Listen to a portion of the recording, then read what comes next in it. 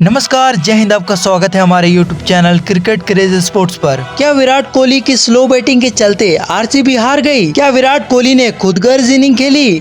ये सवाल जो है वो आरसीबी के लगातार 8वें साल केकेआर के सामने चित्तेस्वामी हार के बाद एक्सपर्ट की तरफ से उठाए गए हैं। तमाम दिग्गजों ने कहा है कि भाई साहब पिच स्लो नहीं थी, विराट कोहली की जो बल्लेबाजी थी वो ही स्लो थी। हालांकि फर्स्ट इनिंग में जब विराट कोहली बल्लेबाजी कर रहे थे तब ऐसा तमाम लोगों का प्रतीत हो रहा था कि पिच में काफी इश्यू है और ये चित्तेस्वामी की वो पिच नहीं है जिसे हम जानते थे, क्योंकि आमतौर पर चित्तेस्वामी की पिच को बल्लेबाज के लिए स्वर कहा जाता है। कहा जाता है कि ये वो पिच है जहां बल्लेबाज रिकॉर्ड बनाने आते हैं। ताबड़तोड़ रिकॉर्ड बनाने आते थे, जहां मर्जी वहां छक्के मारो, घुमा के मारो, पीछे मारो, सामने मारो, जो मर्जी है वहां मारो। लेकिन आरसीबी के सामने केकेआर की बैटिंग आई और सुनील नारायण ने, जिन्होंने 5 वर्षों में एक बार भी 20 रन से ज्यादा रन नहीं बनाए हैं, वो छक्के चौके मार रहे थे। हमने वेंकटेन अय्यर, श्रेयस अय्यर को बल्लेबाजी करते हुए देखा, जो कि ताबड़तोड़ बल्लेबाजी कर रहे थे। आरसीबी से ही आखिर में दिनेश कार्तिक के बल्ले से रन निकलते दिखे।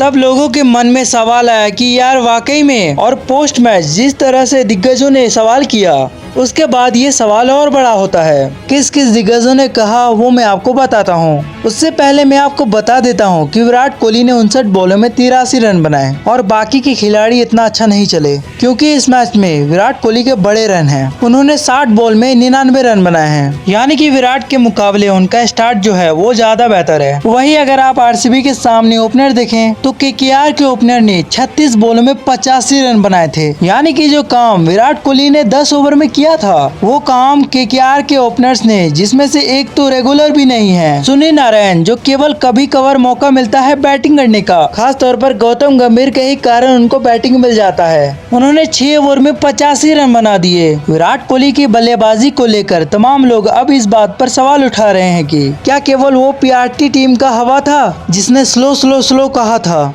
और ये बात वो स्टैट के साथ रखते हैं। विराट कोहली आप शुरू से बल्लेबाजी करें तो, और आमतौर पर यह माना जाता है कि अगर आप पहली बॉल से लेकर आखिरी बॉल तक चिन्नेस्वामी में खेल रहे हैं, जो कि विराट कोहली ने खेली, तो आप एक शतक या एक बड़ा शतक लगा के आते हैं। लेकिन विराट कोहली के साथ ऐसा नहीं था। विराट कोहली ने बॉल खेली मिडिल स्टॉक की और आखिरी बॉल भी खेली मिडिल स्टॉक की, लेकिन विराट कोहली आखिरी के 5 ओवर में रन बनाने का संघर्ष कर रहे थे। विराट कोहली ने शुरुआत स्लो की, बीच में थोड़ा सा एक्सीलेट लिया, लेकिन आखिरी के 16 में केवल 21 रन बनाए, जिसमें से 2 बाउंड्री गया और 1 छक्का गया था।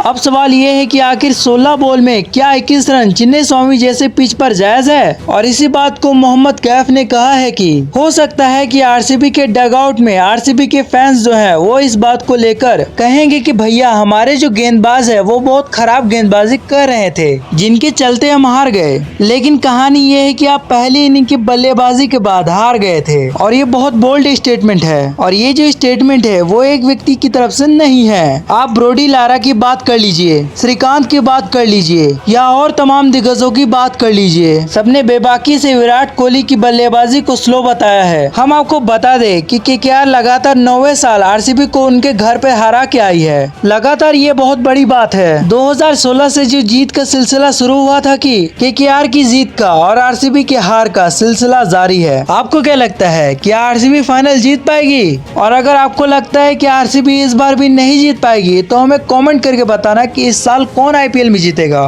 तो मेरे दोस्तों, आपको ये वीडियो कैसे लगी कमेंट बॉक्स में जरूर बताना, क्योंकि क्रिकेट का मतलब क्रिकेट क्रेज स्पोर्ट्स। तो आपका हमारी वीडियो को देखने के लिए धन्यवाद।